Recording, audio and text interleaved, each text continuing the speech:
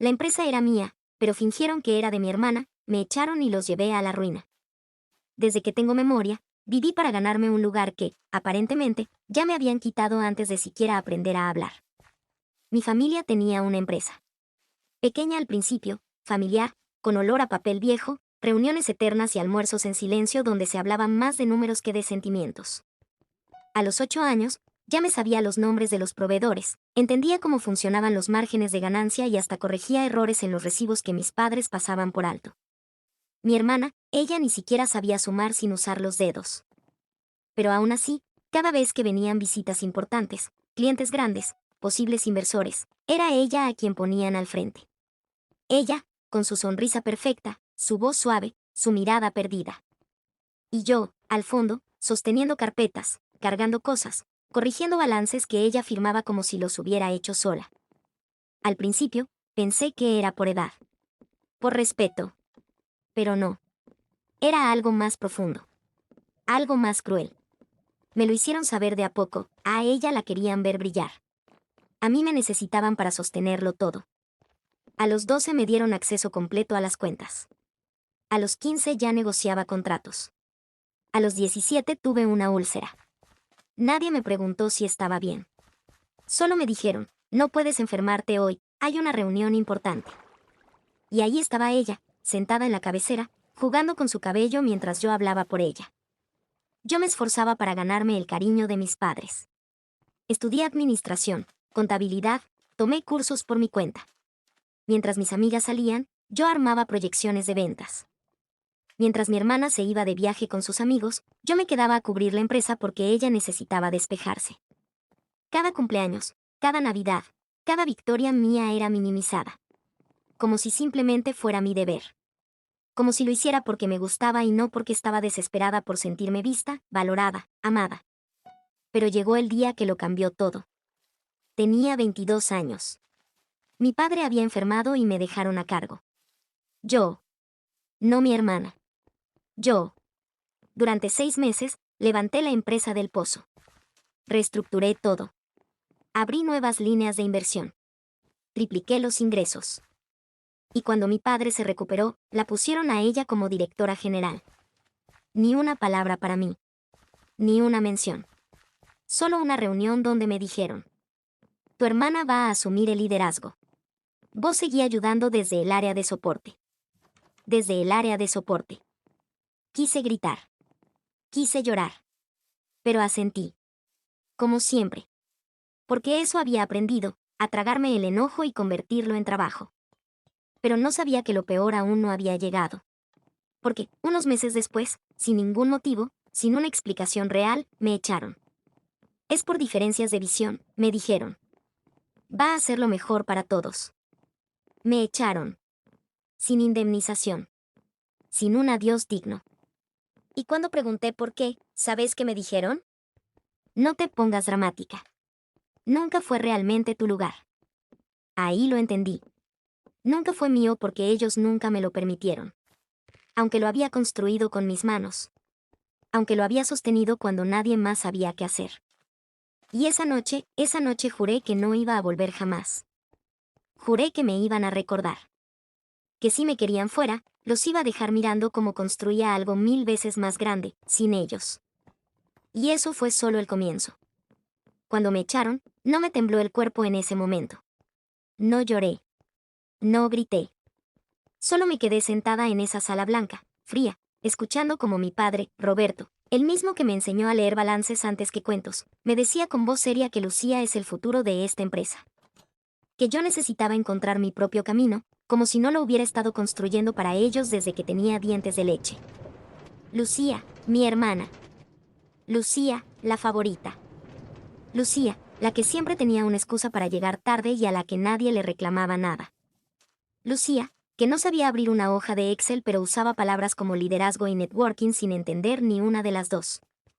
Y ahí estaba ella. A mi lado. Ni siquiera me miró.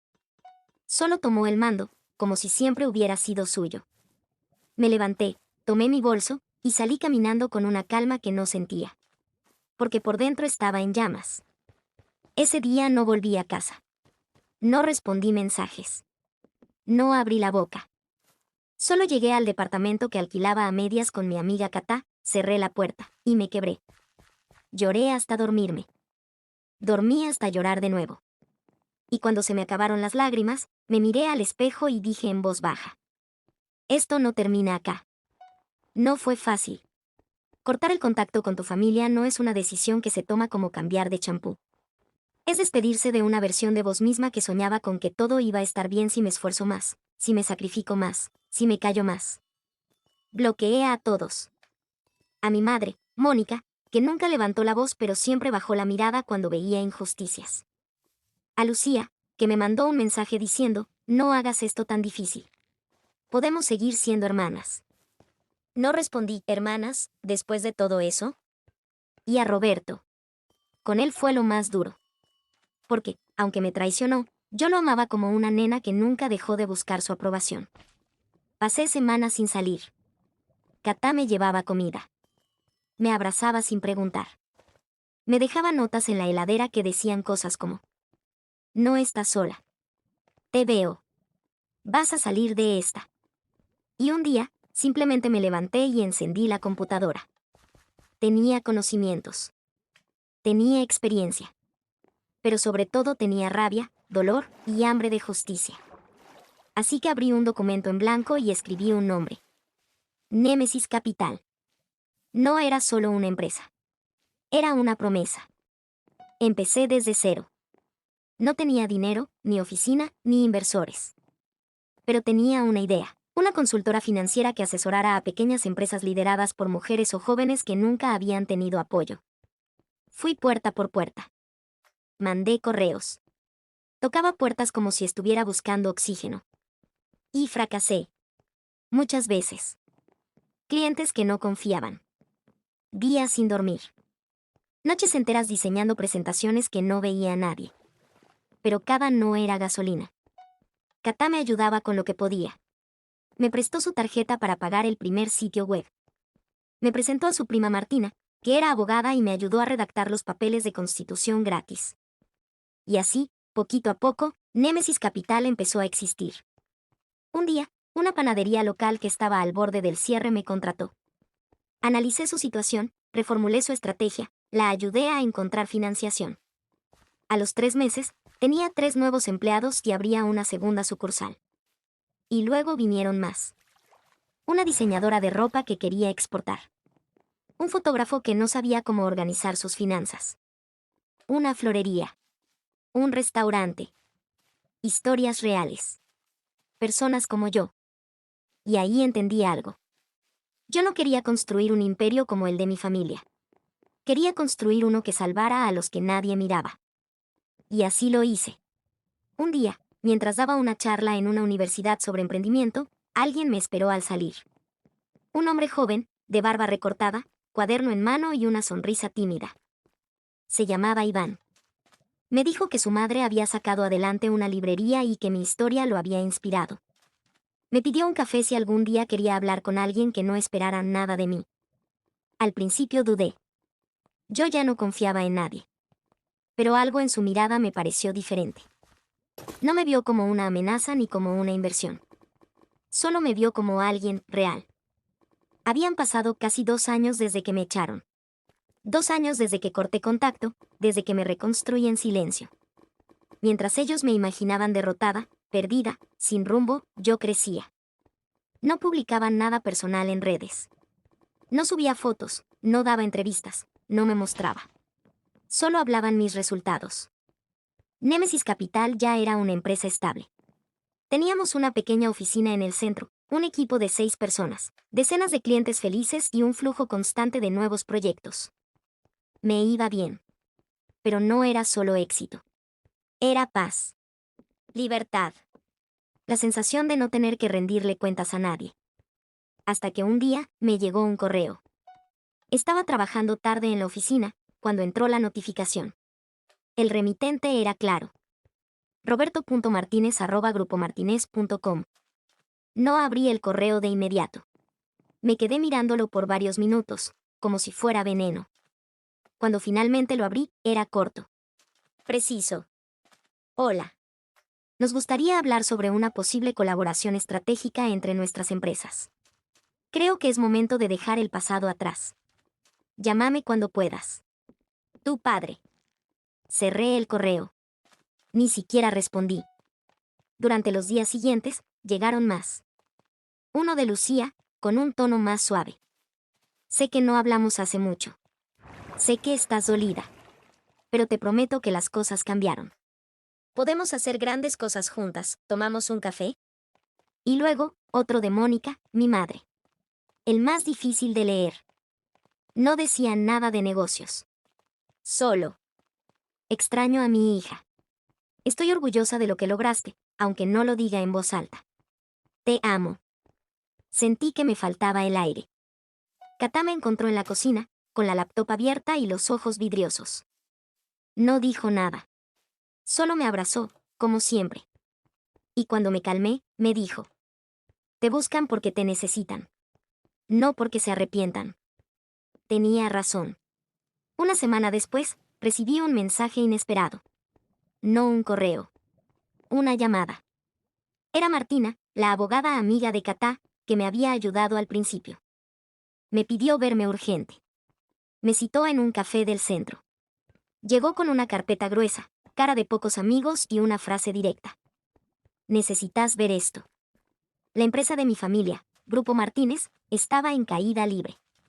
Lucía había tomado decisiones pésimas, mal manejo de fondos, contrataciones fallidas, un sistema informático que costó una fortuna y no funcionaba. Los socios estaban abandonando el barco.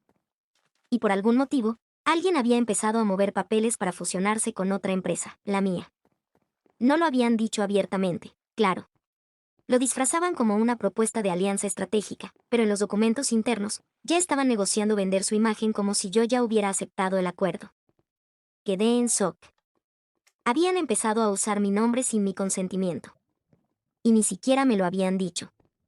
Eso fue la confirmación. No querían arreglar. Querían usarme.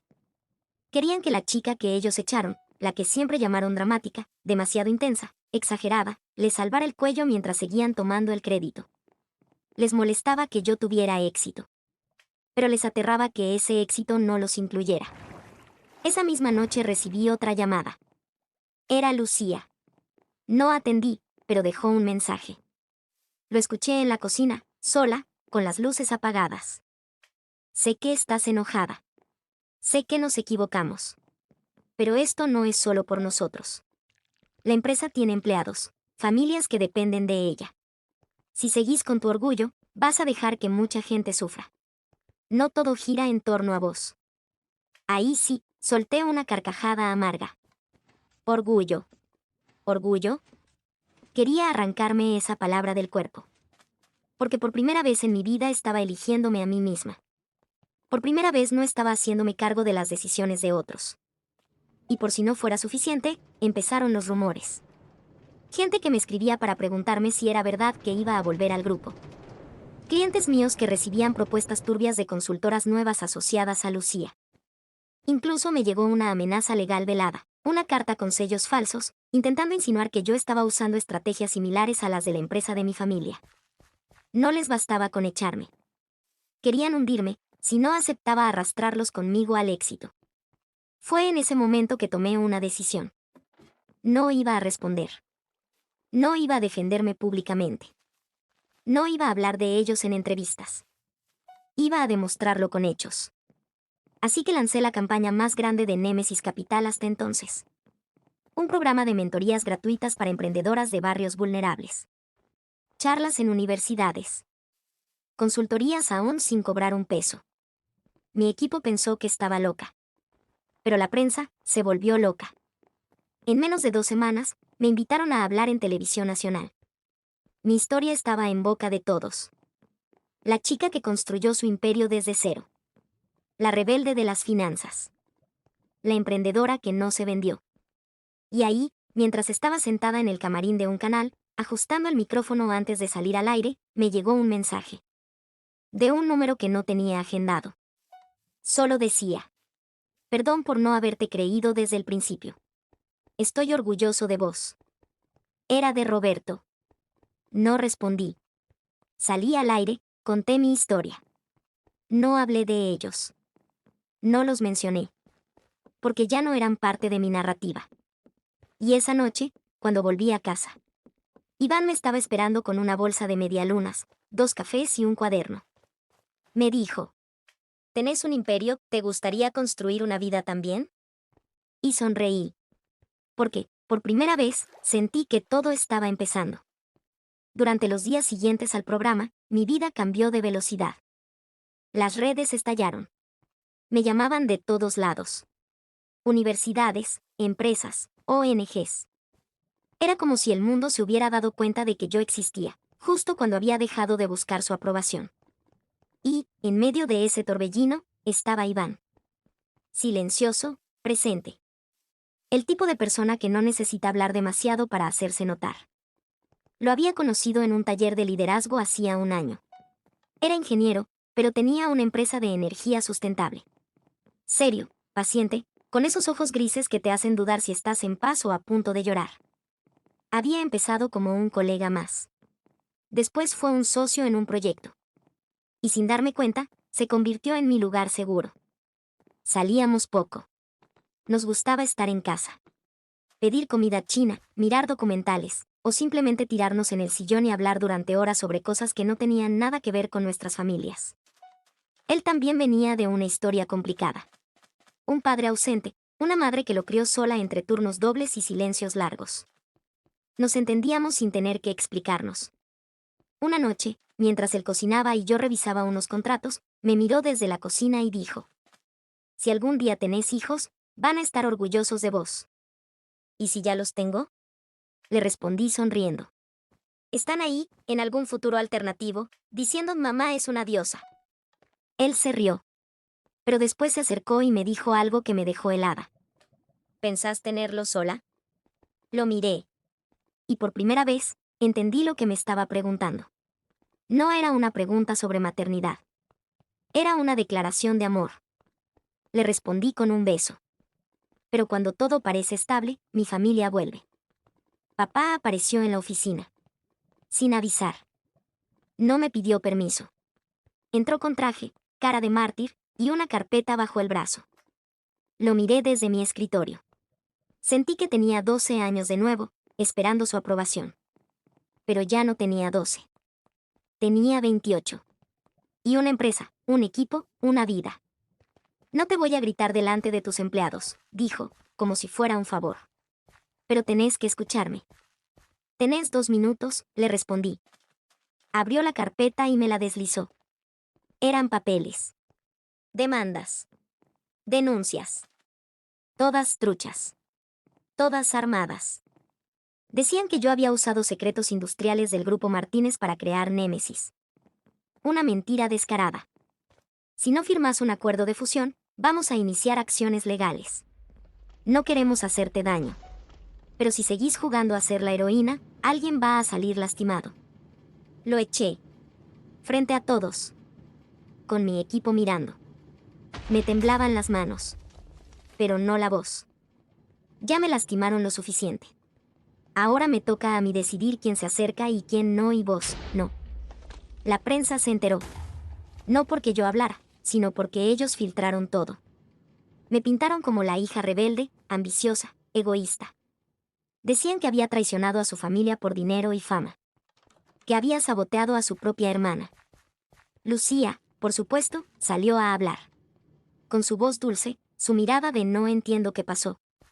Dijo que me quería. Que no sabía por qué yo estaba tan enojada. Y que lo único que deseaba era reconciliarse. Casi vomito. Iván me agarró la mano mientras veíamos la entrevista. No me dejó sola ni un segundo. Esa misma noche, llegó otra carta. Esta vez, de mamá. Escrita a mano. Con tinta azul. Su letra era idéntica a la de las cartas del colegio cuando me mandaban a los campamentos y ella me ponía abrí esta si tenés miedo. Decía: no sé si vas a leer esto. No sé si vas a perdonarnos. Pero quiero que sepas algo. Nunca te entendimos. Nunca supimos cómo manejarte. Siempre fuiste demasiado para nosotros. Demasiado intensa, demasiado lista, demasiado todo. Pero ahora me doy cuenta de que eso era tu mayor fuerza. Solo quiero decirte que lo siento. Y que aunque no me quieras ver más, voy a estar orgullosa de vos por el resto de mi vida. Perdón. Mamá. La doblé. La guardé. No lloré. No respondí. Porque no sabía si esas palabras venían de verdad o de miedo a quedarse sin nada. A las 2 semanas, vino el golpe más bajo. Me llamaron del banco. Habían intentado congelar una de mis cuentas personales alegando fondos obtenidos mediante recursos compartidos de una sociedad familiar. Falsa acusación. Pero lo hicieron igual. Querían paralizarme. Hacerme tambalear. Ahí entendí que no iba a haber final pacífico. Ellos no querían paz. Querían ganarme.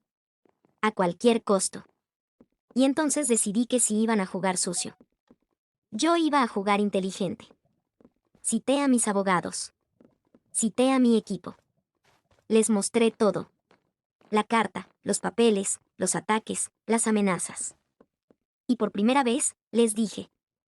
Vamos a ganar. Pero no como ellos. ¿Cómo entonces? Me preguntó una de mis asesoras. Como una empresa liderada por una mujer que fue subestimada toda su vida. Vamos a ganar, con elegancia. Y mientras se desarrollaba la tormenta, Iván me llevó a caminar al parque. Estaba callado, pensativo. Yo también. No hablábamos mucho esos días.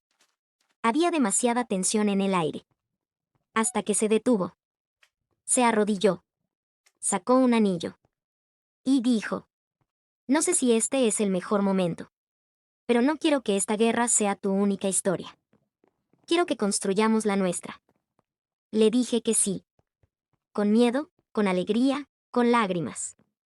Porque aunque me estaban tratando de destruir desde todos los frentes, por primera vez, sentía que estaba creando algo que nadie podía arrebatarme. Una vida. Una familia propia.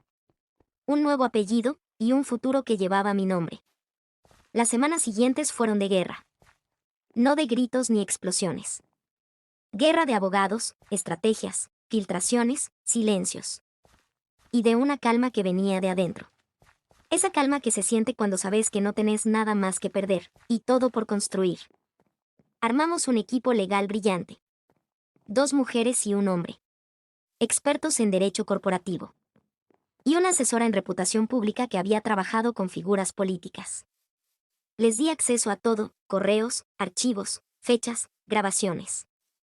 Y también les conté todo lo que yo sabía de cómo funcionaba el grupo Martínez por dentro. Las operaciones turbias. Las contrataciones fantasmas. Las cuentas en el extranjero. Durante años lo había callado. Ahora, ya no. ¿Querés destruirlos? Me preguntó Laura, mi abogada principal, la mañana en que empezamos a armar la contrademanda. No. Entonces, quiero que todo el mundo vea quiénes son. Quiero que sepan que no soy la hermana rara, la hija difícil, la que se fue. Soy la que construyó algo real. Y la que sobrevivió a todo. Asterisco asterisco. La audiencia inicial fue privada. Pero yo sabía que se iba a filtrar. Lucía estaba ahí. Con su blazer blanco. Su pelo peinado perfecto. Su cara de víctima silenciosa. No me miraba a los ojos. Papá también. Más delgado. Más gris. Su ego herido, pero todavía de pie. La sala estaba helada. Literalmente. El aire acondicionado parecía un castigo. Metáfora perfecta. Cuando mi abogado empezó a hablar, todos quedaron en silencio. Describió con precisión quirúrgica cada paso de mi trabajo en la empresa. Las veces que propuse soluciones que Lucía no entendía. Los proyectos que salvé. Las decisiones que tomé mientras ellos me usaban de sombra. Y luego, una pausa. Laura se levantó, caminó al centro de la sala y encendió el proyector. Pantalla gigante. Video. Lucía, en una cena de ejecutivos, diciendo entre risas. No tengo idea qué hacen con las finanzas, yo solo firmo. Para eso está ella. Y luego me nombra. Mi nombre. Camila maneja todo, yo solo vengo a sacarme la foto. Silencio. Uno que se podía cortar con cuchillo. Papá se puso rojo. Lucía bajó la cabeza. Laura apagó el proyector. Y dijo con calma. La historia está completa. Pero no se la contaron al público. Asterisco asterisco. Los días posteriores fueron un caos. El video se filtró. Se viralizó. La gente empezó a ver lo que pasaba de verdad. No la historia edulcorada de la hermana dulce y la hija rebelde, sino la realidad de una mujer usada como máquina de trabajo y luego descartada como si nada. Y entonces recibí una llamada. De una mujer. Se llamaba Sofía Villalba. Es gerente de marketing del Grupo Martínez. Renunció hace 2 años. En silencio. Desapareció. Me dijo. Lo que hiciste fue valiente. Y tengo más información. ¿Por qué ahora? Le pregunté. Porque yo también me callé por miedo. Y ahora te vi a vos, y pensé que tal vez ya no tengo que tenerlo. Me mandó documentos. Grabaciones. Audios. Demostraban prácticas ilegales dentro de la empresa. Evasión fiscal. Manipulación de resultados. Era el golpe final. Asterisco asterisco. Mientras todo eso ocurría, mi mundo personal seguía creciendo. Iván y yo nos habíamos mudado a un departamento con terraza. Pequeño, cálido, nuestro. Un día, llegué del estudio legal, agotada. Lo encontré en la cocina, con 2 platos de pasta y una botella de vino. Me sonrió. Y me dijo. ¿Tenés algo que decirme? Lo miré. Dudé. Pero saqué el test. 2 rayas. Positivo. Iván se quedó en silencio. No como los hombres que no saben qué hacer, sino como alguien que entiende la magnitud de lo que acaba de escuchar. ¿Estamos listos para esto? Le pregunté. Me abrazó. No sé. Pero sí sé que lo quiero contigo. Asterisco asterisco. La audiencia final fue pública. Ahí estaban todos. Mamá en la última fila. No habló. No me miró. Pero fue. Lucía, con el rostro desencajado. Papá, con su abogado, tratando de pactar. Y yo. Tranquila. Vestida de negro. Pelo suelto. Sin maquillaje. Laura presentó las pruebas de Sofía. Todo documentado. Todo irrefutable. Y luego se levantó y dijo. Camila Martínez fue traicionada, usada, echada, pero nunca vencida. Hoy no se trata de venganza. Se trata de justicia. La jueza dictó sentencia. Archivó la demanda de ellos. Y ordenó una investigación interna al Grupo Martínez. Se congelaron activos. Se iniciaron auditorías. Lucía lloró. Papá se fue sin decir una palabra. Mamá me dejó una nota en la cartera. Te admiro. Aunque sea tarde. Yo salí. Respiré. Y por primera vez me sentí libre. No porque gané, sino porque ya no tenía que demostrarle nada a nadie. Asterisco asterisco. Esa noche, Iván y yo nos acostamos en la terraza, mirando las estrellas. ¿Sabes qué quiero ahora? Le dije. ¿Qué? Tener una hija.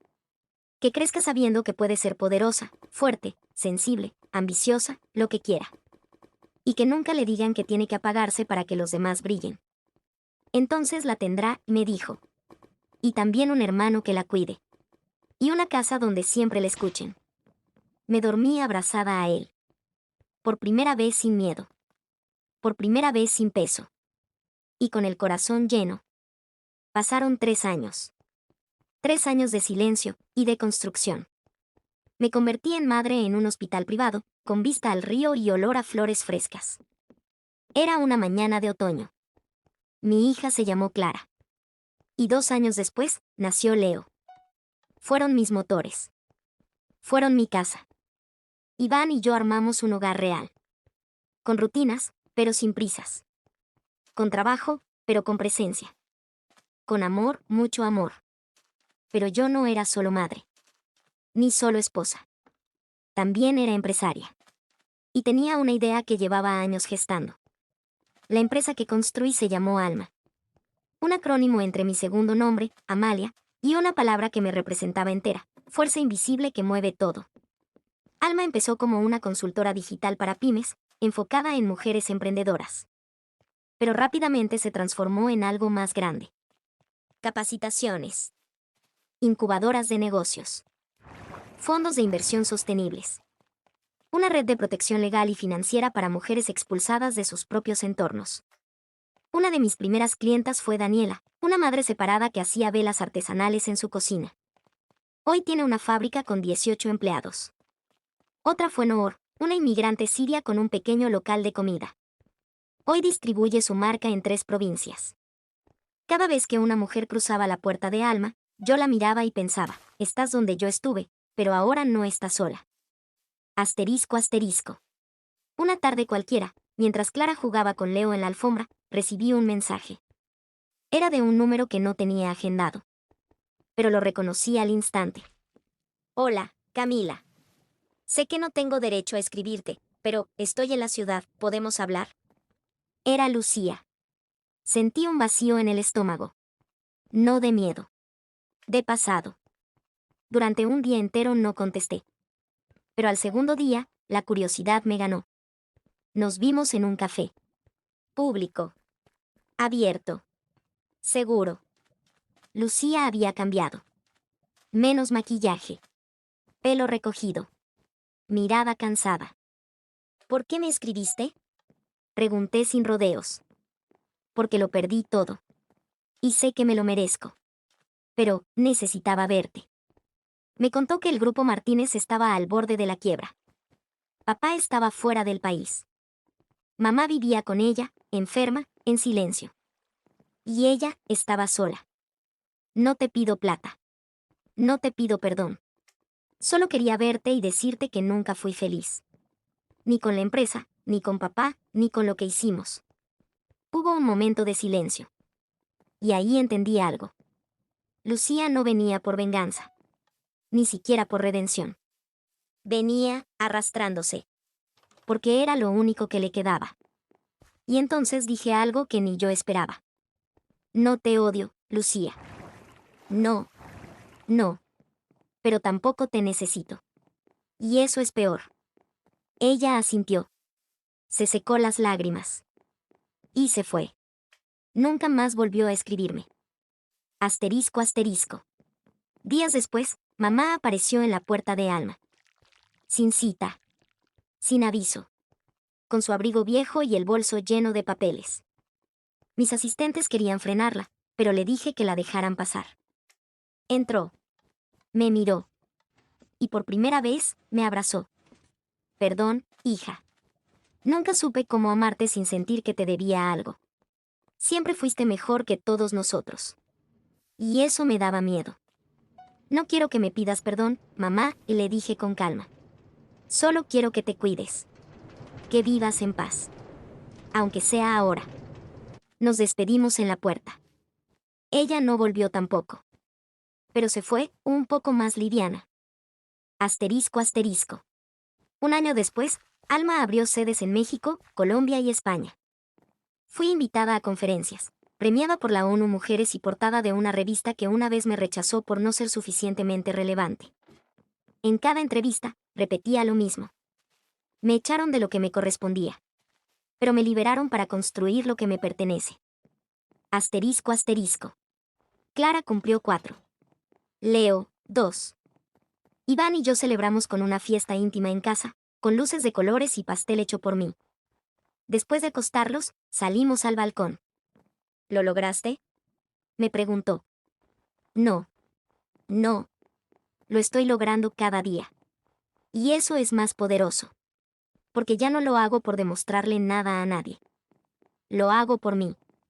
Por ellos. Y porque aprendí que una mujer no necesita que le den un lugar. Puede construirlo. Iván me besó la frente.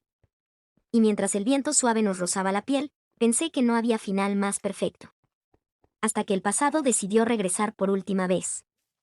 Era una tarde como cualquier otra. Había dejado a Clara en su clase de danza, Leo dormía en el cochecito, y yo tomaba un café con Iván en el jardín trasero de Alma. La vida era calma. Silencio que no pesaba. Un éxito que no dolía. hasta que sonó el teléfono. ¿Camila Martínez?, preguntó una voz femenina al otro lado. Sí, ¿quién habla? Llamo del banco. Necesitamos que venga urgentemente. Detectamos movimientos inusuales en sus cuentas empresariales. Y hay una denuncia penal en curso. El mundo se congeló. Iván me miró. No dijo nada. Ya sabía. No tardamos ni media hora en llegar. Y lo que descubrimos fue tan absurdo, que por eso mismo, era posible. Alguien había ingresado a mis sistemas internos. Había transferido pequeñas sumas de dinero durante meses hacia cuentas fantasma. Pero no cualquier cuentas. Eran cuentas ligadas al antiguo grupo empresarial de papá. Habían usado documentos con mi firma escaneada, documentos internos de Alma, y una identidad falsa registrada en Brasil. El abogado del banco era claro. Esto parece una operación de blanqueo de capitales. Si no encontramos al responsable, usted será la principal sospechosa. No dormí esa noche. Ni la siguiente. Ni la otra. Pero no me quebré. Porque ya no era aquella Camila con miedo de ser invisible. Ahora era una mujer con recursos, contactos e instinto. Llamé a Lara, mi directora de seguridad cibernética. Llamé a Ismael, un ex hacker reconvertido en experto forense que había trabajado en Alma en sus primeros años. Y llamé a Verónica, la abogada que me había defendido cuando intentaron dejarme en la calle. Les di una sola orden. Encuéntrenlos. Y no tengan piedad. Asterisco asterisco. Tardaron 2 semanas. En ese tiempo, las noticias empezaron a correr. Alma bajo investigación financiera.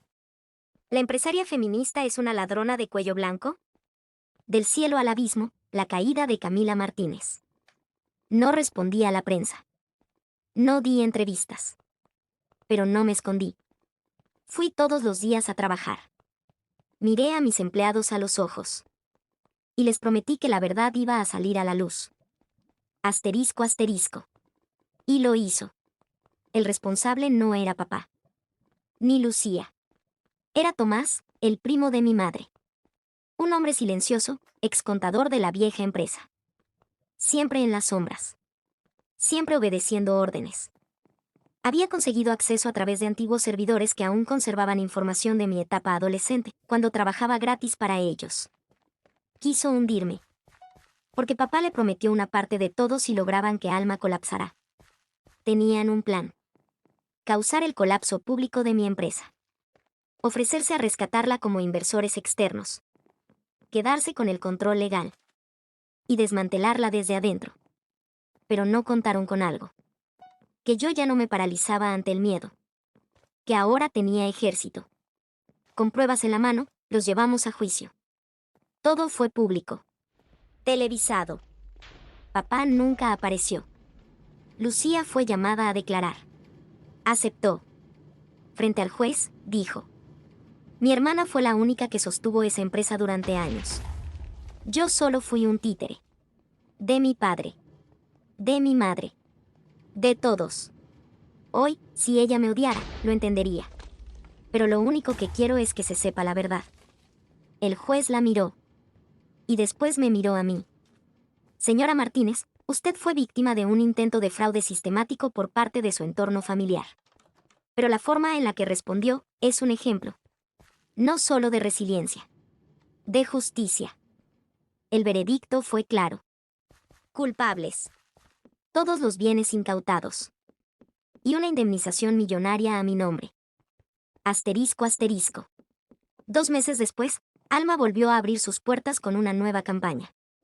No importa cuántas veces quieran destruirte. Siempre podés volver a nacer. Esta vez, con fuego. Las mujeres volvieron a inscribirse. Las marcas volvieron a confiar. La prensa, ahora, quería el lado inspirador. Y yo, no me molesté en aclarar nada. Porque la verdad no se defiende. Se demuestra. Asterisco asterisco. Clara tiene 6 años. Leo, 4. Iván me propuso casamiento una noche de tormenta, en la terraza de casa. Le dije que sí. Pero no hicimos boda. Solo una cena íntima, con flores blancas, música baja, y la sensación de que ya lo habíamos hecho todo. Asterisco asterisco.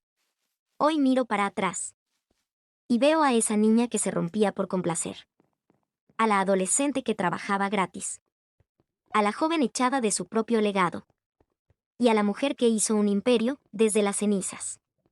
Mi historia no es una venganza. Es una advertencia. No subestimen nunca a la hija que ignoraron. Porque un día, ella construye un imperio tan alto que sus ruinas ya no pueden alcanzarla. Clara cumplió 9 años en una tarde llena de viento y mariposas. Pidió una fiesta temática de astronautas. Y cuando todos pensábamos que iba a elegir ser una princesa, se paró frente a sus amiguitos y dijo: yo quiero ir al espacio. Para ver el mundo desde afuera, porque así se entienden mejor las cosas. Iván se rió. Yo no. Yo entendí exactamente a qué se refería. Clara no heredó mi historia. Pero heredó algo más fuerte. El deseo de ir más allá. Asterisco asterisco. Leo tenía 6.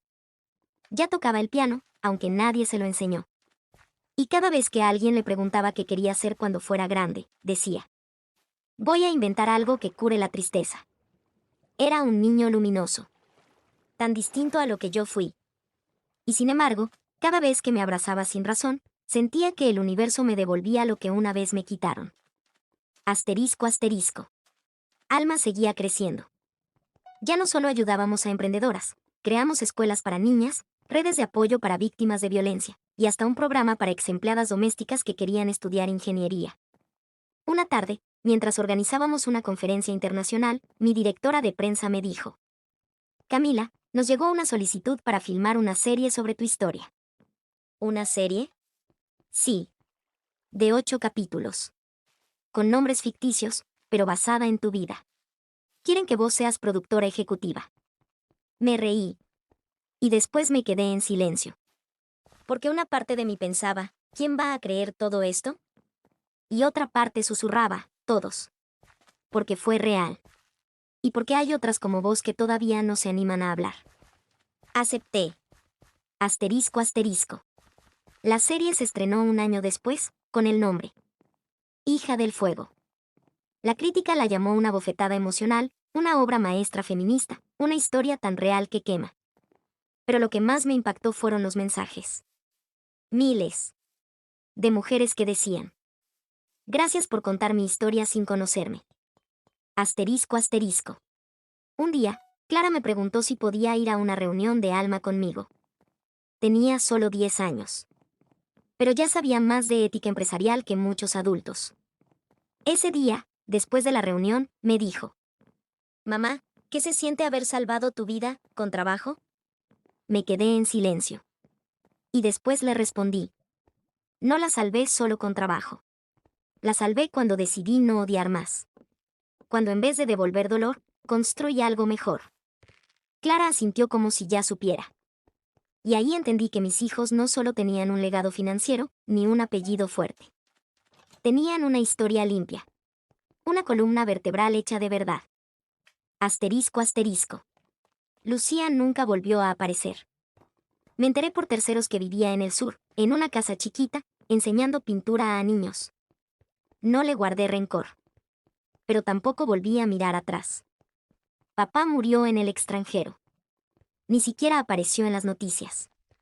Se desvaneció como los villanos sin gloria. Asterisco asterisco. Hoy, Clara está por entrar a una universidad científica. Leo quiere estudiar neurociencia y arte, una mezcla que solo él podría explicar. Iván y yo seguimos caminando juntos. No como pareja perfecta, sino como equipo real. Porque el amor no es el que te salva. Es el que te acompaña cuando vos ya te salvaste sola. Asterisco asterisco. Cada tanto, me siento en el mismo balcón donde una vez pensé que todo había terminado. Miro el cielo. Pienso en la niña que fui. Y en todas las que vienen detrás. Y me digo: el fuego no me consumió. Lo usé para encender otras vidas.